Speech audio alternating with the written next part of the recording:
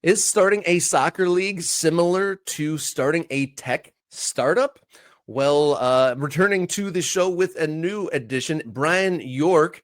He is doing a tech startup social media influencing campaign to make a team called Mass Rising into a reality.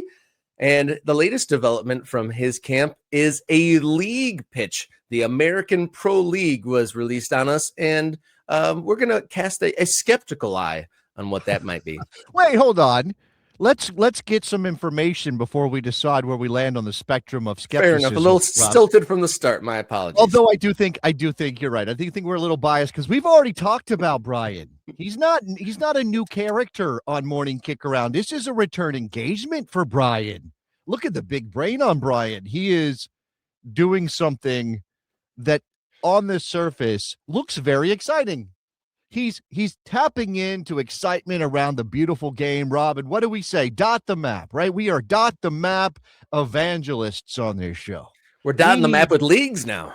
More teams, more fans, more players, more stuff. Give us more. We want more. Abundance is the word we like to use here on Morning Kickaround.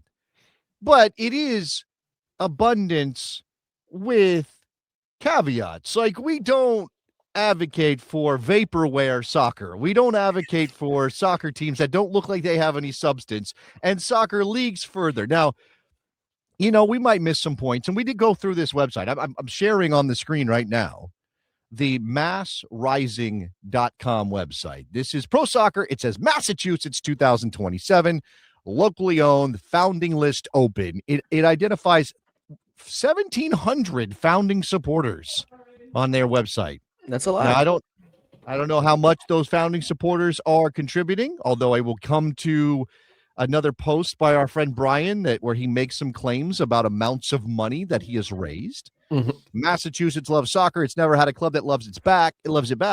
That changes now. First of all, why are the New England Revolution catching strays for Brian York? Or even look, we've got a new women's team, Boston Legacy. There's previous women's teams, the Boston Breakers.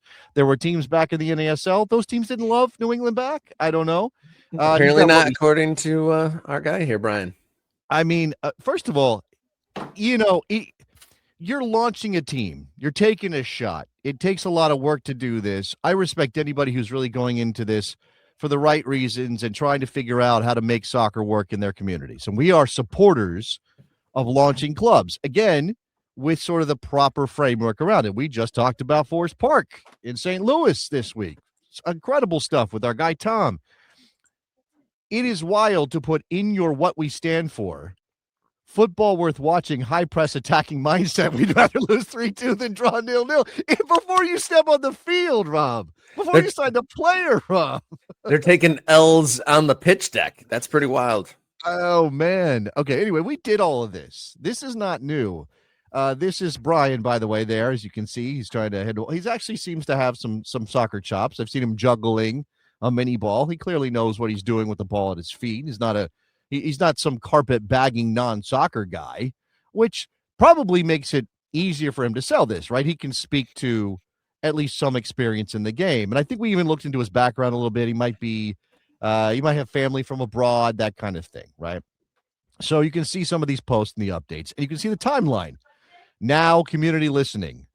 Q1 2026. That's now. Hiring a staff. Okay.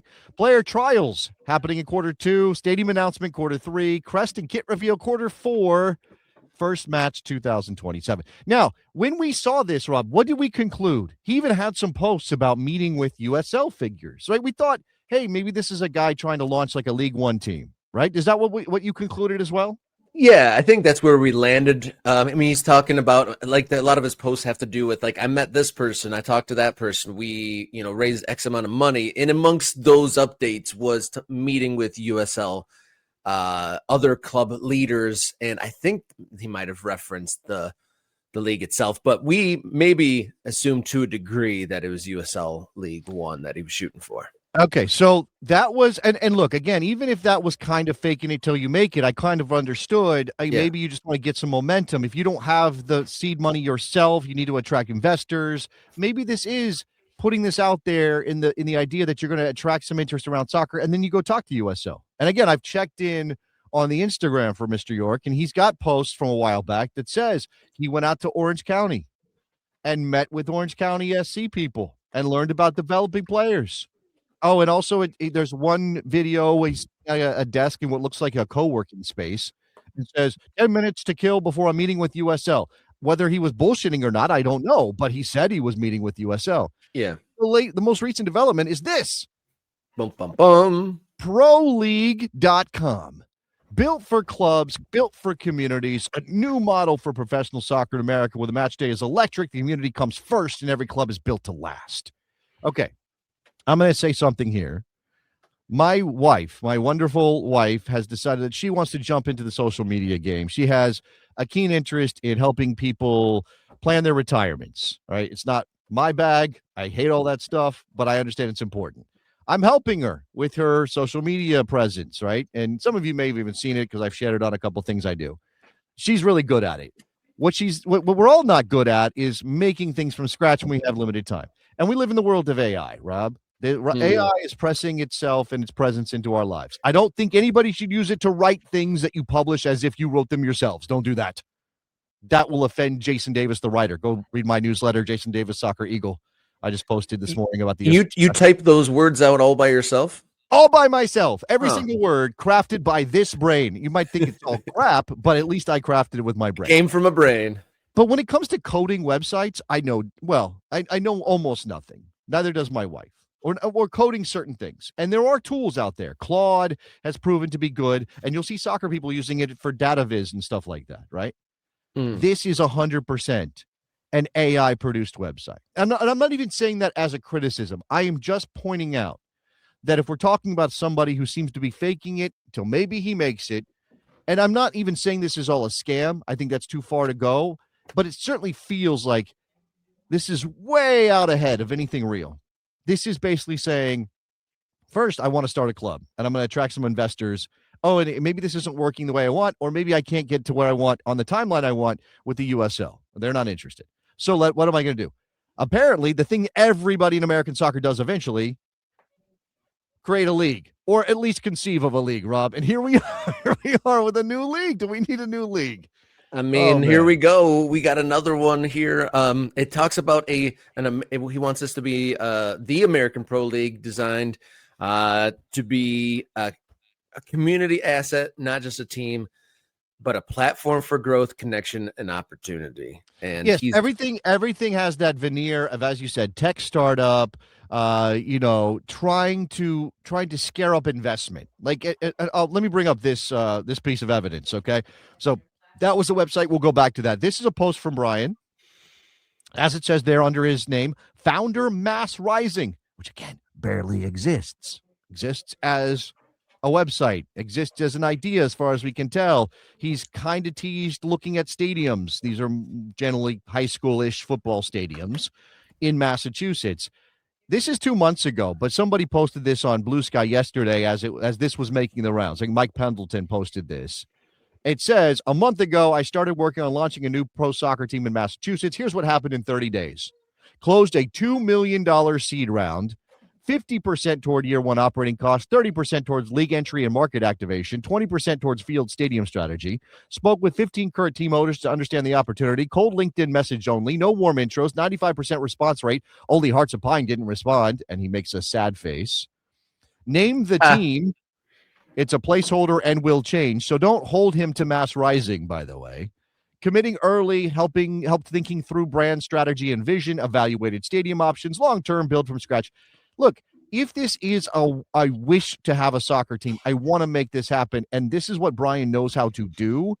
Again, I want to be careful not to just toss everything out and say it's all garbage. But Brian, like, why would I believe any of this? Everything you present is about the presentation, not the substance, right? Have you seen? We haven't seen anything. And again, to launch a league, if you know anything about the history of soccer in America, if you hear somebody's launching a league, you are 100% going to be skeptical, because how many leagues have come and gone? How many leagues are we dealing with now? And I'm not talking about amateur. We're going to talk amateur leagues today. That's different, right? Barrier to entry is very low. We're getting together with a bunch of guys. We want to create leagues so that we can have people to play. We've got pockets in St. Louis and Kansas City with the Midwest Premier League. We're going to talk about another new league that's doing the same things. Those are gaps that need to be filled. You know what doesn't need to be filled? The professional level again. Not unless you really, really know what you're doing.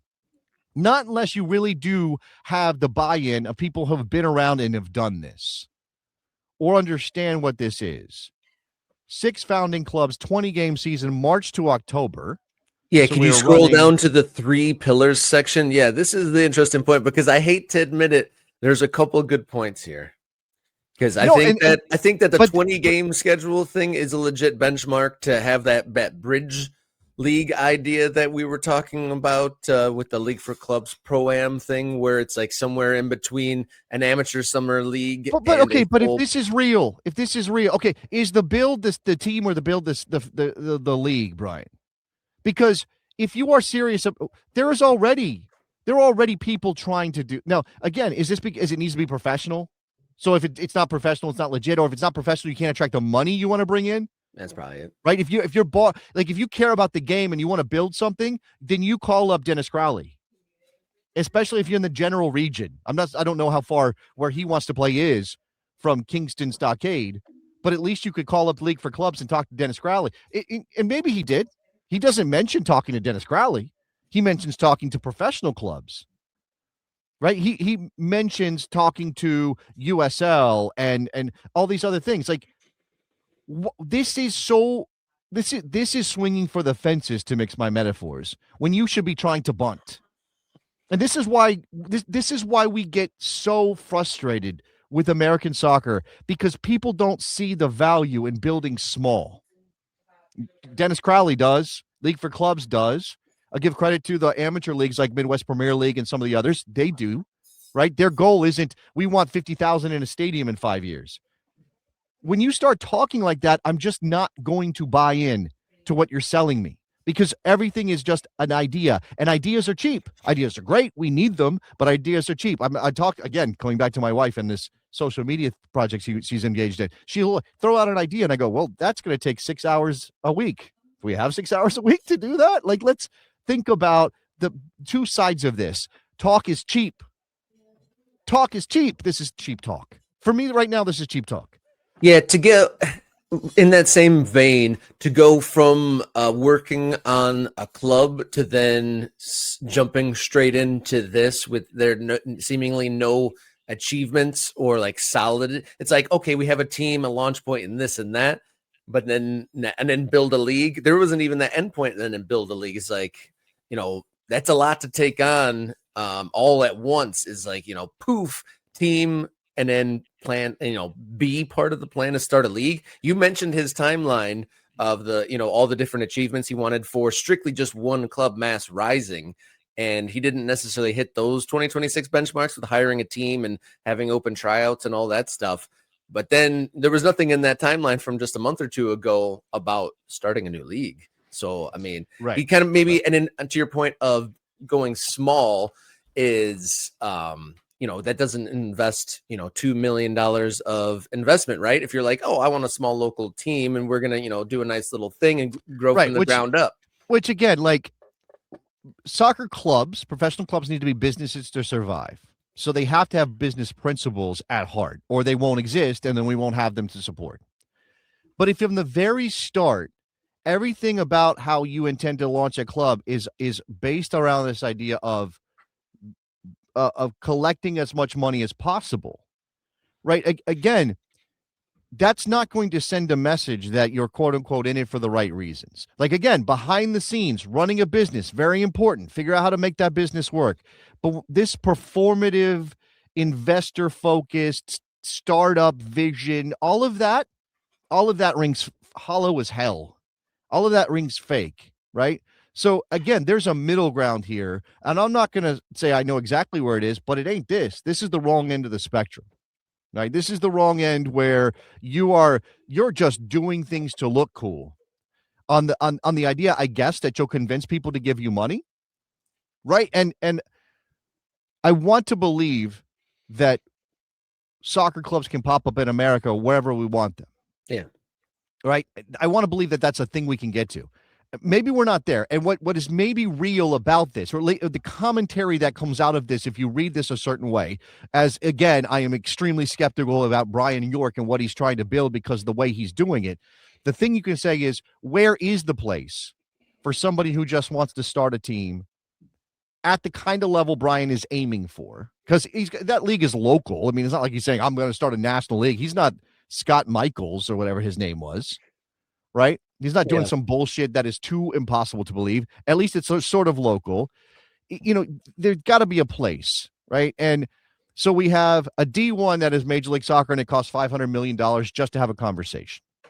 Then we've got a USL that is a closed shop, right? That is their shop. Now, you can pitch them, and you might be able to get into League One, and you could certainly launch a League Two amateur team that's playing developmental soccer if you want, with the idea of going Fort Wayne, for example. You can do that, but people might not love the idea of being sort of locked into the corporate structure that is USL, particularly the way that the money flows in USL, which we've covered a lot on this show. And then after that, what is there, right? Leagues for Club is trying to fill that gap by going with a semi-pro model. UPSL is effectively semi-pro, but plays on a different schedule and has hundreds of clubs that are all doing very different things. If you want to focus your energy and find a way to create a higher level of amateur that leads into pro, that is community-based, there needs to be a way to do that. I don't know if this is it.